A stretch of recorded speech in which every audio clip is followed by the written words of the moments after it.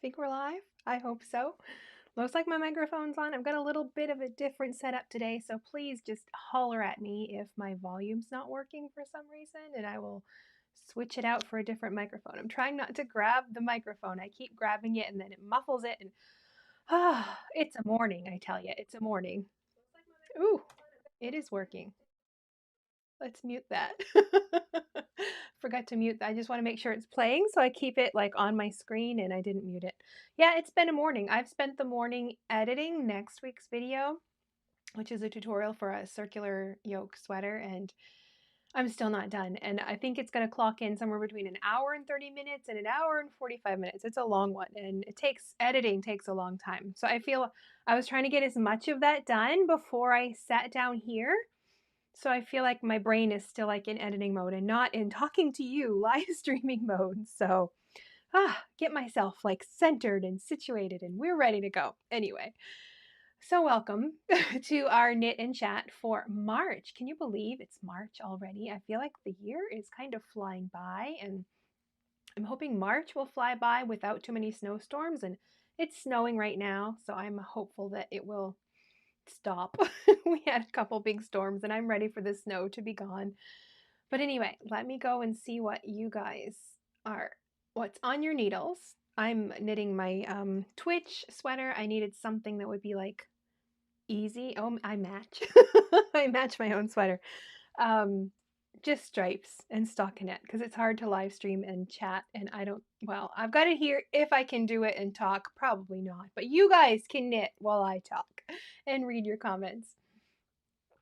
And okay, nobody is yelling at me that I don't have any volume, so that's good. Okay, so let's switch over and look at your comments. Oh, not those comments. Let's get rid of those. Yeah, I tell you, I'm just not ready today. There we go. Okay. So New York Knitter, she's knitting the deep wood sweater. And I know it looks like I'm looking off in the distance. I'm just looking at my screen with your comments, and it's up there. So I kind of have to look at that direction anyway. So she's knitting the deep wood sweater on the body for another inch or so, and then the ribbing. Oh, I know. I'm working on a circular yoke right now, and I'm at the point where I'm doing the color work, and it's like the sleeves and the body, and it's just so many stitches. I think I did 3 rounds last night while we watched the Great British Baking Show. So just 3 rounds in an hour and a half. So yeah, it's taken me a while to get through that one. So I understand you get to the body. Yeah, but you're almost done. You're closing in on the end. And Mary is working on blocks for a year-long knit along. Ooh, currently working on square 8 of 20. That sounds really fun. It's going to be like a big blanket. I like that idea. I've actually been toying with the idea of doing like a stitch pattern bonanza, kind of a, like explore all the different stitch patterns with like a block that you can put together in a blanket. Maybe, I don't know. So many ideas, not enough time for all of them. And Dara, I'm doing swatches to test out different yarn types. Working now, though, so may not be fully present for all of today's broadcast. But what a great topic. Yes, our topic today is what you know now that you wish you knew when you first started knitting. So anybody that's out there who is a beginner, you can learn from all of the advice of all of these people who have been knitting for a while and wish they had known these when they started. So learn from your peers and those who have come before in their knitting journey. And Mary has a blocking question. I'm going to star your question, and we'll save that for the end. Just cast on the Stripes sweater by Andrea Mowry. I was just looking at some of her patterns yesterday. I'm trying to make a list of like ideas for hand spun because I'm starting to get a stash, and some of her patterns are really great for that. I think the Stripes sweater would be good for that too. Working on your Diamond Desert cowl using the Yarnable February yarn and another yarn from my stash. Ooh, that sounds pretty. The February yarn was really pretty. I think that would be really good in color work. Colorful video. Your sweater, yeah, it's lots of color here. I mean, yeah, I think especially this time of year, like when it's white and pretty right now, I have to say. The snow is very pretty. It's going to be leading into mud and brown pretty soon. So it's that time of year where I just want all of the color just to make myself feel better about all of the cold snow. And Allison's working on the flax sweater, finishing the yoke. Oh, it doesn't matter how slow you are. Just take your time and work on it. And that's a great sweater pattern. I really like that sweater. Oh, and Mary answered New York Knitters questions. Those blocks, yeah, each one's a 12-inch square. I think that sounds like a really cool project. And Florence is working on a new shawl with intarsia ribbing using unspun yarn. Ooh, that sounds fun. I like that. And then H.M. McMinn, sock knitting on a vanilla ankle sock using 9-inch circulars. Oh, we need to have a talk about like favorite knitting method for like small circumferences. There's so many of them, but anyway, let's get to our topic. I think that's it for everybody's here. Hello, thank you. And our topic, what you wish you knew now, as what you know now that you wish you knew as a beginner. Sometimes I have a hard time getting those words out, and I'm kind of okay. I'll move this way. I didn't realize I would be so out of frame right there. We'll sit a little sideways today, and that'll be a little bit better. Or maybe I think it switched to a different camera. I don't know. I don't have time to mess with that right now. So we will just go with the camera that it decided to go, and I'll try that. There we go. Okay, I'm in the middle of the frame now. Oh, I didn't check. I've got like this whole system behind the scenes, and sometimes I don't know which camera it's on. And I've got like the one that's built into the monitor, and then I've got a separate one over here. And technology. Gotta love it. Anyway, so let's get into our topic for our knit and chat. And let's see if I can actually chat while we talk. So, what you wish you knew as a beginner that you now know, that's sort of second nature for you. Or what you wish you knew, just, you're getting into knitting, and what is there about knitting that you wish you had known that you know now? For me, honestly, the math. I didn't know. Probably should have realized, looking at like knitting patterns with all those numbers, that there would be so much math involved. And then, yeah, don't even get started on designing. That's spreadsheet math. That's even worse. I know there are people who love their spreadsheets. My husband is one. My daughter actually kind of likes them. Me, no, I don't really like a spreadsheet. Just give me the yarn and needles and let me play around till I get what I want, and then I can try to figure out the math from there. But yes, I'll use spreadsheet, people. I bet you're happy with that it works with knitting too. I've in our coaching group, that's one of the topics. There's like team spreadsheet, and there's quite a few of them now who are finding the joy in using a spreadsheet to keep track of their patterns. And my brain cannot go there. Anyway, I think that is probably one of the things for me personally, was just realizing that you got to know some math. It's not hard math when you're like knitting a sweater, but you do have to know like how to take your own body measurements and convert that to stitches and rows and all of that kind of thing. And I wish I'd known that at the beginning, just so I'd be prepared, because I'm not a math person.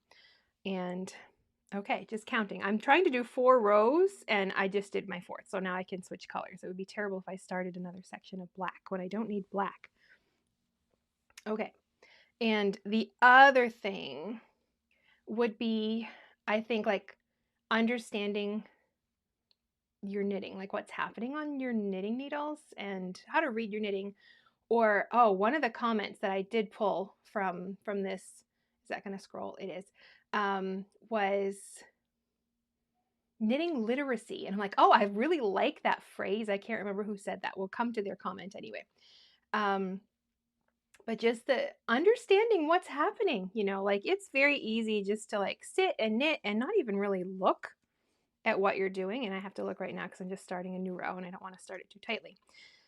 It's very easy just to keep knitting along and just enjoying your knitting and never looking at it. And then either, like you've made a mistake and you've got to figure out what you did wrong, or, you just have to interpret something in a pattern and look at your knitting to see how that looks. And if you never look at your knitting, then it's hard to figure that stuff out. So I love that expression of knitting literacy, like understanding it, reading your stitches, all of that. That's an important part of knitting. I mean, you can just sit and knit and never ever look at it, and that's fine too. If that's what you want from your hobby, then definitely do that. Feel like that's where I'm at with spinning right now. Like I'd like to start spinning for projects, but I realize I also want to just like kind of just a meditative process, you know, the knitting or the spinning.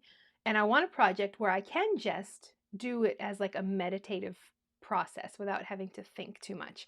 So there's like that two sides of the coin with your knitting and with spinning. So I think for me, those were the biggies. And okay, I'm just going to check the comments real quick and see if there are any more questions, because I'm saving them, putting a pin in them so we can answer them later. And I keep going out of frame. I'm sorry about that. Oh, okay, I'm going to come back here because I really like this comment. I wish I'd started a journal. Okay, back to this camera too. Oh my word, I need to switch cameras.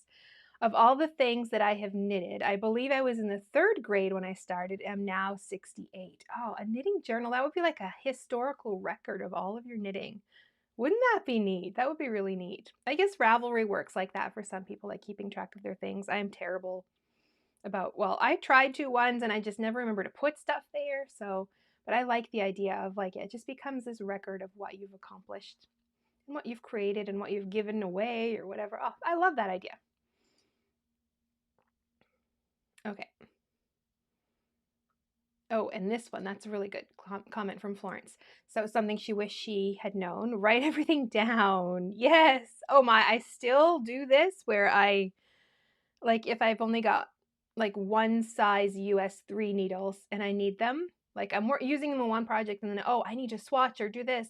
So I steal them from the one project, and if I don't make a note, thinking I'm going to remember what needle size, you're not going to remember what needle size. Write it down, put it on a Post-it, throw it in with that knitting so you know what needle size.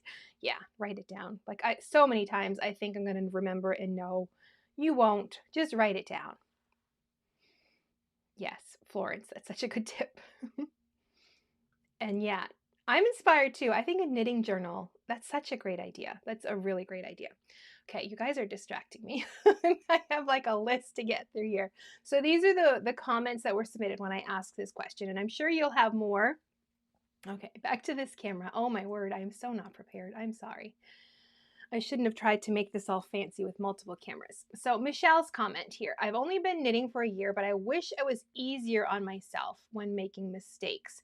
It's not the end of the world if there are mistakes in your knitting. That's so true. That's really true. Like nobody, unless they're another knitter, they're probably not even going to notice. Do you know what I mean? Like they're just not. Unless it's like some glaringly huge thing, then they're not going to, normal people who don't knit or crochet or do any crafty sort of hobbies are probably never even going to notice. And yeah, it's important to give yourself a little bit of grace when you're learning something new. I still find like when I'm tackling a new type of project or something, like it's very easy to be hard on yourself, but you have to step back and think, this is a new skill. I mean, remember back, when you learned how to spell, or that was a long time ago for a lot of us, things that were brand new, like it takes time and effort. And you just have to have a little grace with yourself, and even with knitting. And where was I going with this? Just have some grace with yourself. I tell you, I really am scattered today. But I really thought that was a great comment from Michelle. Just to, yeah, like easy on yourself. Be easy on yourself. This is just a hobby. You don't have to like be so, I don't know, what is the word? Strict or type A or with every little bit of it. Like, yeah, give yourself some grace. Now also realize that you can fix those mistakes. Like there isn't a knitting mistake that you can't fix. Well, unless you've steeked it and you've cut it, then that's kind of it. You can't do anything else after it's cut. But I say this all the time because I did sew quite a bit when I was a teenager. And there were times when I would accidentally pick the wrong pattern size and I would cut out the wrong size. Once you do that, you're stuck. You can't change anything with that. But with yarn and needles, and I am trying to knit and talk, so maybe that's why I'm so distracted, then you can rip it out and fix it. Like I was just teaching a class on fixing your mistakes this weekend, and like the process of how I would do that, like if I notice a mistake, can I fix it on the next row? Can I drop down and fix it? Can I put a lifeline underneath it and rip back to that? And then the last choice is, oh, just rip it all out and start again. But there are options when you make mistakes. You don't have to like just leave it. You can if you want. I mean, it's your knitting, do what you want. But I think it's a good time to like try something. Like I like to put a lifeline in underneath wherever the mistake was and drop down and try to fix it. Then if I can't fix it, at least the lifeline's there and I can pull back to that.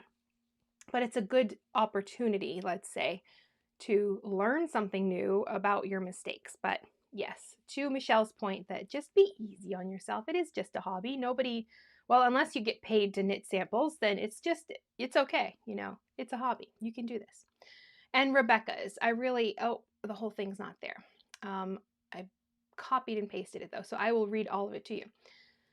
Sweaters are not as daunting as I thought. I knitted anything else but sweaters for 30 years, thinking they were something only experts and the most amazing knitters could do. After knitting a large afghan in lace weight yarn recently, it dawned on me this thing had way more stitches than a sweater would have.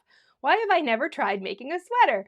So last year I knitted a sweater for the first time and it was way easier than I thought. Now I'm on my third sweater and I'm obsessed. I wish I had broken free of that mental block much earlier, as it would have let me enjoy so many more of my own sweaters by this point. Isn't that just full of good stuff?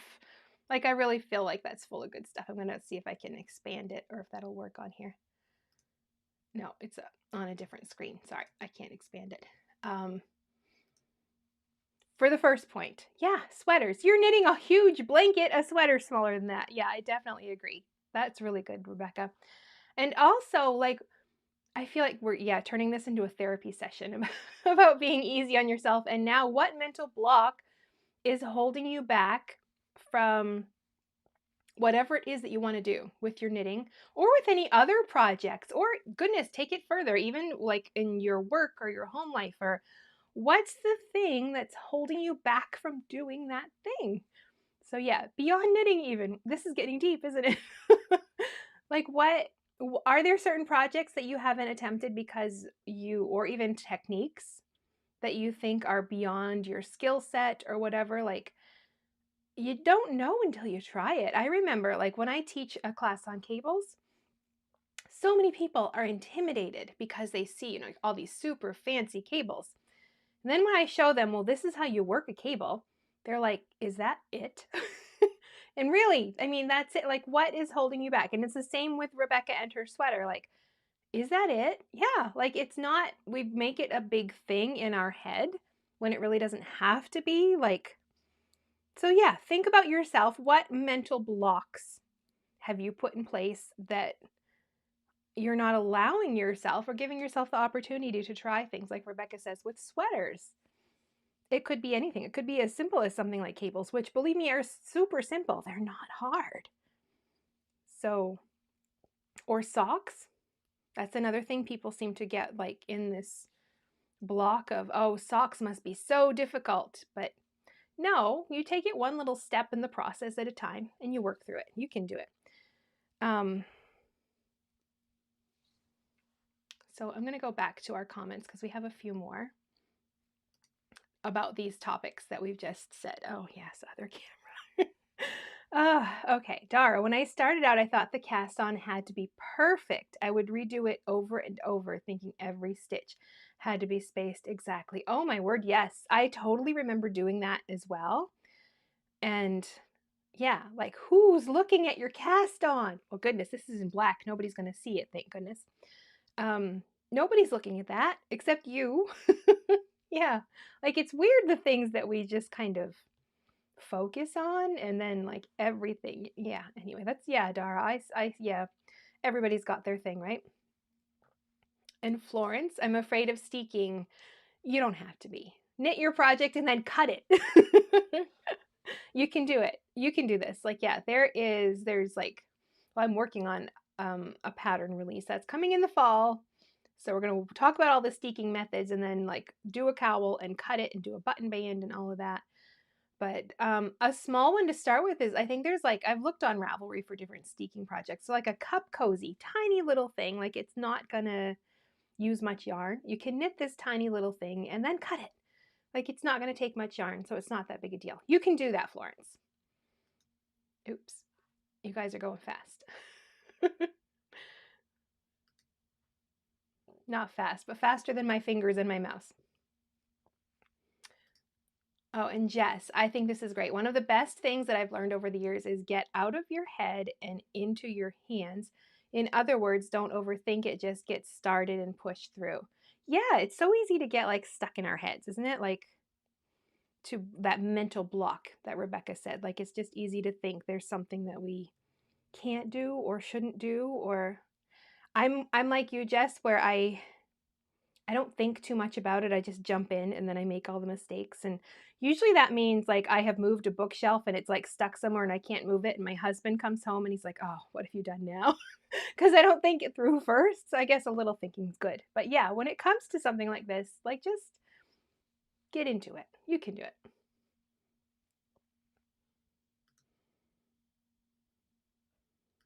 And Jess, again, the other thing I've learned over many years is that sometimes you can leave something that is hard for a little while and then come back to it and it will fall right into place. Yes, that's a really good tip too. Like, I was reading this book called Slow Productivity, and he has like some sort of, I can't remember who the author is. It's not coming to me. But I like productivity books. I'm kind of weird that way. Well, I guess not. That's a big, I mean, people read those books, so it's not weird. I don't know why I said that. But one of his things is like do less, basically. Don't put so much on your plate. Do less, do it well. And then, like, when you give yourself sort of like your brain time to breathe, it's in like those times of boredom or where your brain is just not focused on all of the things you have to do that like things kind of like Jess says fall into place.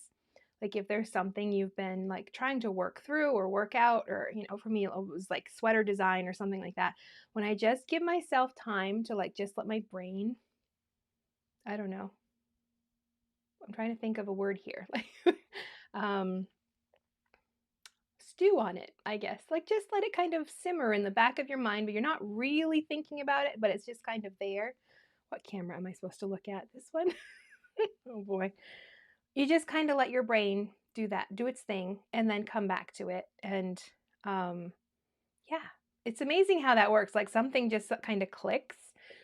I don't know if that happens. I think when I think like I homeschooled my daughter, and I could see that happen with her sometimes, especially with math. Oh, which I was not the best role model for because I didn't like it. And anyway, but my husband taught most of that because I just did not like math. I handled the elementary. It was okay, but that's a whole different topic. But to see like that finally, like something finally clicks, and it's the same with us. And yeah, if we just let it simmer for a bit. Really good advice, Jess.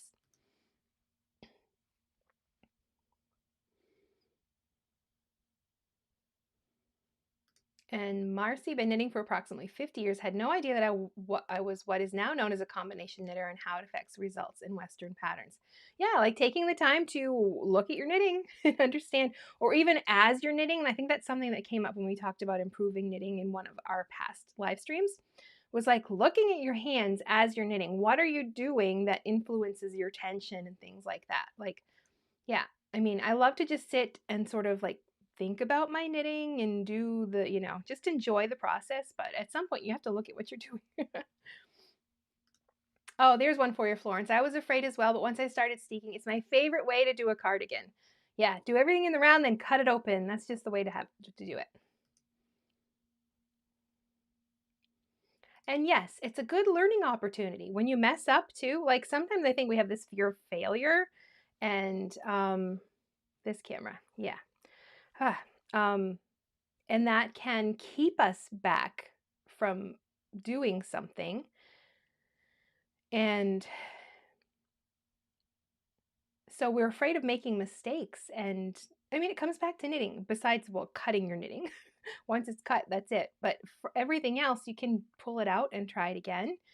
And with steeking, try something small. And then, yeah, you'll never go back. Steeking is really fun. I'm doing that on one of my cardigans right now, too. Um, And yes, it's learning experience, and you learn from your mistakes, so you won't know until you actually make the mistake. And it's a good time to learn and grow.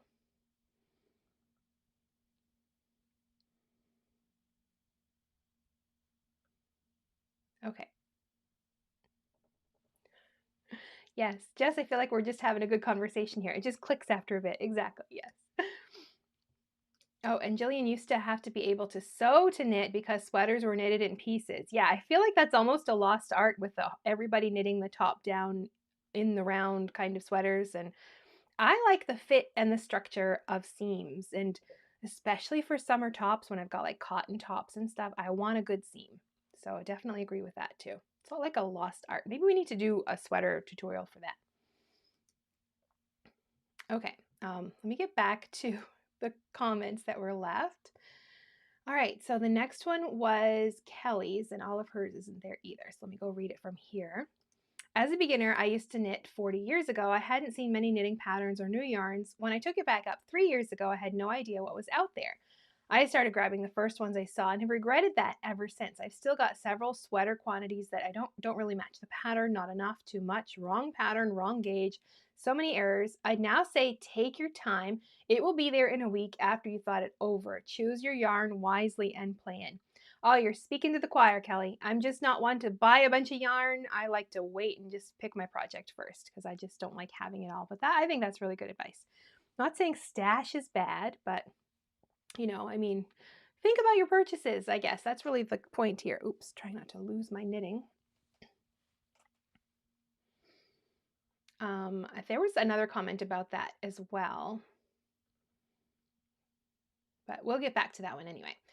So let me see. Linda's was the next one. They're all really long comments, so I'm going to have to read them for you. I'm a beginner. What made a huge difference was when I realized there are many different ways to hold the working yarn, and finding the way that is comfortable to you is key in making the stitches. There isn't just one way. Before I ever picked up needles, I watched video after video of different people knitting and showing how to make stitches. Then I picked up some random needles I was given in an oddball yarn and just tried it and found the way that worked for me. I would tell any new knitter or interested knitter to go watch videos, find at least one or more than one person's that can teach in a way you understand and learn.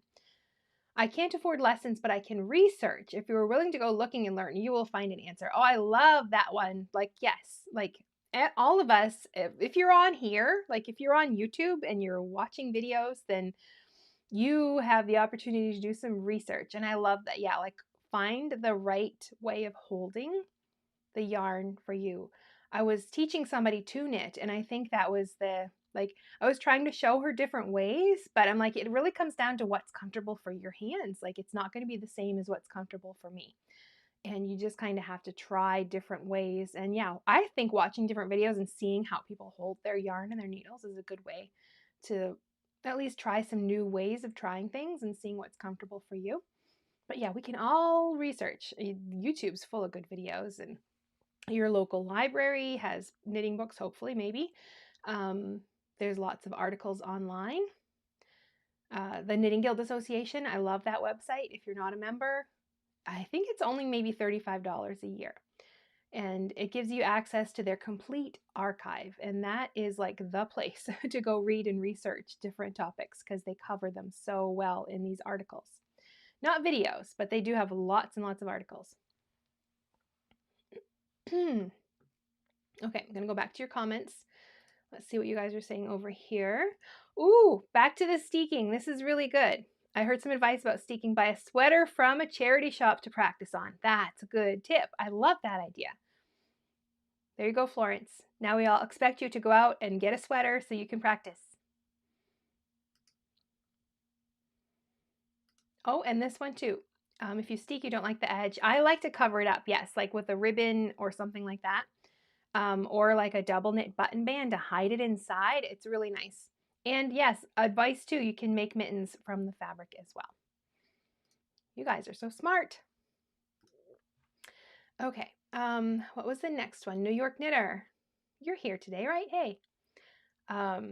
Okay. Sorry, Long. This is although backwards. I love your way of like writing, like it's just sort of free flowing.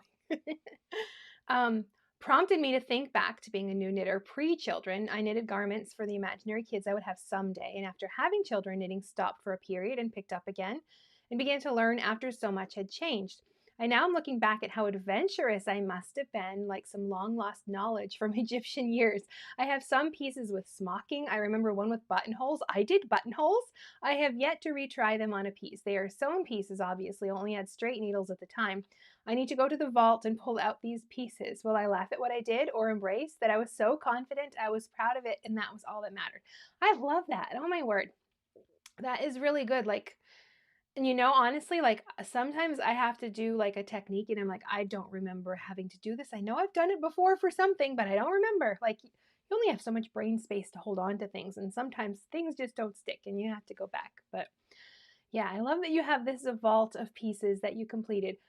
And is it strange? I mean, yeah, but is there a thing in us where maybe, I don't know, another thing as women, when we get older, we become more timid about things, or did you become less timid? Like with New York Knitter, like she was just willing to try all of these things, and now it's like um that she was so confident and she was proud of it, like, or I mean, she's proud of it now, but do we lose something as we age? Or maybe you're the reverse and you get, I feel like I am more of like, I don't care what people think, I'm just going to do my own thing, but it's easy to let yourself just get in your own way. I don't know. Where'd we get all this stuff today? All right, so Char Bear is the next one. Knitting needle tips. Everyone shares their favorite needles, but I definitely missed out on the tip length memo if there was one. Oh yeah, that's so true. I ended up trying some 4-inch Chow Goose and some 5-inch, and I realized that I really liked the 4-inch tips a lot better. So when I went to buy an interchangeable set, I made sure to get the shorter tips because, yeah, I liked them a lot better. Excuse me, I gotta get a drink.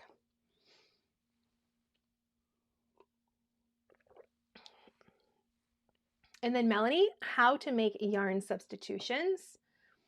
Basic understanding of fibers, why you should choose something similar to what the designer intended. This would have been extremely helpful to me as a new knitter crocheter. Oh, totally agree. Yes, like I had no idea, like you couldn't replace one with the other. And my first sweater was top down raglan seamless, and I used it's a Knit Picks yarn. Comfy, no. The one there's one, it's like a mix of acrylic, but it's mostly cotton, I think. And it was lovely. I love the yarn. I've used it for other sweaters since then, but only ones where there are seams, because it just kind of starts to grow because it's mostly cotton. One of their cotton yarns, I can't remember which one now. Sport weight maybe. But yes, did not realize the importance of choosing the right type of yarn. Okay, and then 80s grandma. Oh, mine's in a different order than yours, so I'm going to look over here. Hers is on the bottom. I wish I'd known that there are other yarns besides the ones available at the big box stores. I wouldn't have this huge cache of yarn I didn't want to use. Oh, yeah. I remember when I first started knitting, because I didn't start till fairly recently, 2017. So like all the online stuff was happening on, and all of the little acronyms. And the acronym LYS, I didn't know what that was. Like I had no idea. I'm like, I thought it was a specific yarn store somewhere. I didn't know that it meant local yarn shop. So yeah, and I didn't know. I'd never been to a yarn store before. But we did have like a fabric place, and I happened to go in there like, oh, they have yarn, when I started knitting. So that was like a big revelation for me. Okay, Jennifer's. Working yarn is always, I know, debatable, just needs to be consistent. On the right. Yes, it does. It took me way too long to figure this out, that when I put my work down, went back to it, make sure the yarn going to the ball is attached to the stitch on the right needle. Yes. If not, you end up knitting backwards and we'll have a mysterious hole. Knitting literacy. There it was. Jennifer, you're the one who said that. I love that phrase. Knitting literacy, the ability to read your stitches, is a thing. Oh, yes, definitely. I mean, I'm going to say, I know I can't see you, but raise your hand if you have accidentally put your work down, picked it up, and knit in the other direction. I'm sure most of us have done that, because, yeah, that's one of the things also when I'm teaching new knitters is I practice with them. Put your knitting down. I'm going to move it all around now. Pick it up and start knitting, and see which way they start knitting so they can learn from that mistake, supervised, and not do that on their own. Like, just remember where that yarn is supposed to be attached. That's really good advice. And Monique, This is the last one we had pre-submitted. Take the time to learn the anatomy of a knit stitch and a purl stitch. What is the difference between them? If you dropped one or a section of them, how would one fix the error without having to rip out the entire project? Take a little time to understand that. Excellent article on stitch anatomy on the TKGA website. Join TKGA and read it. Time and money well spent. Oh, Monique, I agree. Yes, I love the articles on there. I'm doing some research for an article right now, and that's the first place I go, is usually the TKGA website, and I do my research on there because they always have such good articles. And what I really love is that all of the articles have like a list of references at the bottom. So I can go look at the references, see what websites they looked at, or YouTube channels, or books. And then if I have the book or I want to get it from the library, then I can do more research. It's like a really good jumping off point. And yeah, the references in there are really nice as well. So that's it for the live questions. Let's go back to your comments, see what's going on over here. Okay, you guys are still talking about steeking. Oh yeah, Jess says, I've become less timid. I care about opinions a lot less. Yeah, I feel like I'm getting the same way as I age, but I wonder sometimes with some people, like when it comes to their knitting projects, like it goes back to the beginning when we talked about like that mental block that's holding you back. Like, is it yourself? Is there something in yourself that's keeping you from trying something new? Wrong camera, this one. And I don't know. And I feel like you just need to come on here with me and chat someday, Jess, because you have so many good comments. This might have already been said, but don't be afraid to seam. Seaming provides structure, framework, so you can use drapier yarns if you like. Yes, learning to sew. Also, very good articles on the Knitting Guild Association.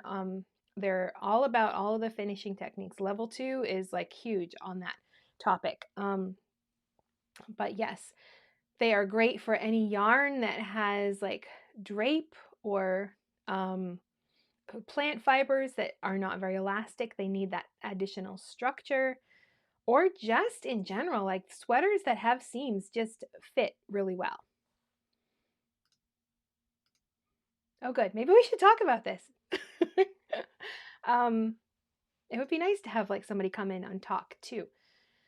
But that was it for comments there. Oh, let me go and see. All right, we had one question because, yeah, this is our chat time. I like to just chat. Mary has a blocking question. I'm knitting with yarn that is 52% acrylic, 40% wool, and 8% nylon. Should I weave in ends before or after blocking? Okay, everybody, like how would you do this? I want to know what you would do. I'm going to tell you what I would do, but that doesn't mean it's like the only way to do things. I like to weave in my ends before, because I feel like after it gets wet, because you're going to have to wash it at some point, getting it wet sort of like glues those stitches in the position they're in. So if I've woven in my end, then getting it wet is going to hold that tail weave in place. So I weave it in, but I don't cut the end. I leave that, and then I do like all of the I say blocking, all I mean by that is like I'm going to wash my sweater, treat it however, like depends on like if I have lace or something or whatever the fiber content is, it's going to get washed at some point. And then after it's dry, I'll come back and I'll check the tail weaves. I stretch them like in both ways. I did put my knitting down. I was going to knit while we chatted, but I put it down. Stretch it both ways to see if it's going to move or wiggle out. I wanted to stay on the back side of the work. I will use duplicate stitch. Most of the time I duplicate stitch my tail weaves in. I find that's the best way to keep them on the wrong side of the work without letting them poke through. And then after I've pulled and I stretched and I think everything is good, if it's not good, then I will like pull it out and redo it. And I might even like steam that part again. With this, it's acrylic, so I'd be careful about the steam. But I would do that. And then when I'm satisfied with it, I would snip it. But that would be the last thing I would do.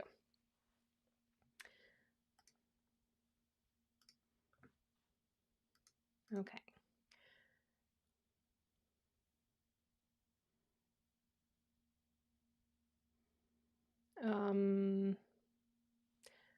Marcy, she says that she weaves in before as well. I feel like we need a poll. This would be a good poll, wouldn't it? when you weave in your yarn tails before or after. I'm going to write that down. Just ignore me. Because I think, oh, it's still a little early. We can keep chatting. But we don't have any more comments here. And that was all I wanted to talk about, was what was on, what we wanted, you know, what we would encourage a new knitter to do. The things they should learn. I think we gave them a lot. So if you're new, I hope you're not overwhelmed by all the things that we talked about, but make a list and start learning about these things. Like, they're just important skills to have. And I like that we went a little, I don't know, deeper. I'm going to go back to my knitting for a second. There we go. And, you know, like, looked a little deeper into ourselves, I guess, like what's holding us back from, you know, either knitting cables or knitting socks or steeking, as in Florence's case. What is holding you back, get under my camera, from doing that thing? Like, I guess you have to kind of self-diagnose, like, what is it? At the end of the day, it's just knitting. So, like, don't make it more than it really is, I guess. You know what I mean? Like, it's just knitting. And you can rip it out, unless you've steeked. But I don't see any more comments. So I think we might wrap it up right there for the day. And our next episode will be, what is this? Knit and Chat Live. So the next one will be Knitting 411. So that will be coming up in 2 weeks. Next week is a pattern release. So if you've been wanting to knit a top-down circular yoke sweater, I've got a full tutorial about that. Excuse me. So that's coming next week. And then after that, the following Tuesday, will be our Knitting 411, where we just answer knitting questions. So if you have questions, then, well, leave them down below. But I will have like a thread before that live stream where we can put all the questions, and then they're there and I can gather them up and we can just talk about all of them.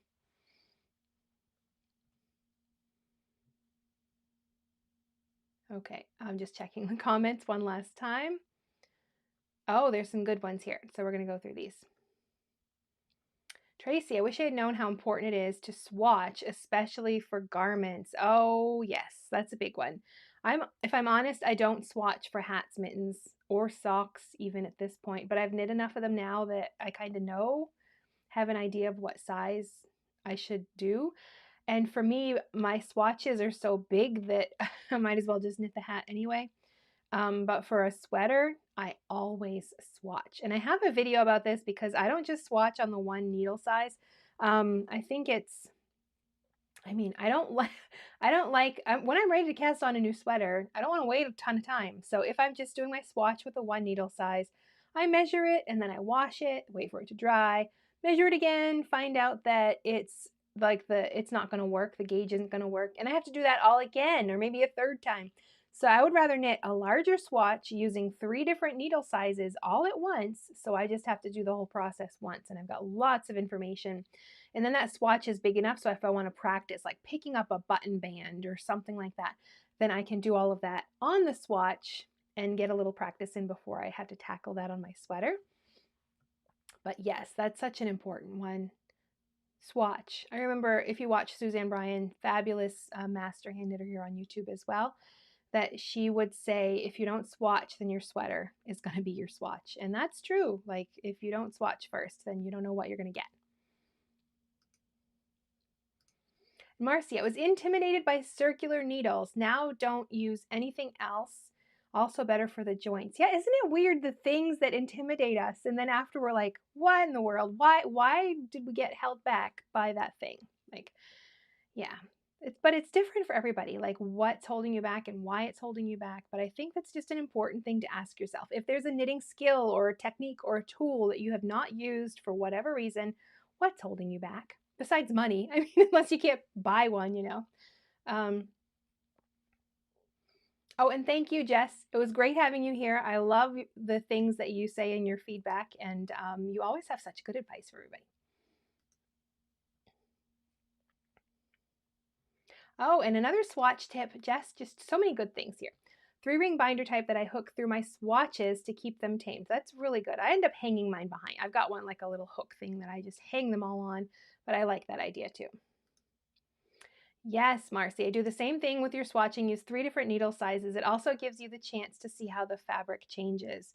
Yeah, because sometimes even like the stitch and row gauge might not change very much, but you might prefer the fabric you get with the different needle size, and you don't know that until you swatch for it. So I think we're going to wrap it up there though. So this has been fun, and oh goodness, which camera am I supposed to look at? I need to figure this out before next time. And make things a little simpler. But thank you so much for knitting and chatting with me. Hopefully you got more knitting time in than I did on my project. But that's it for this episode.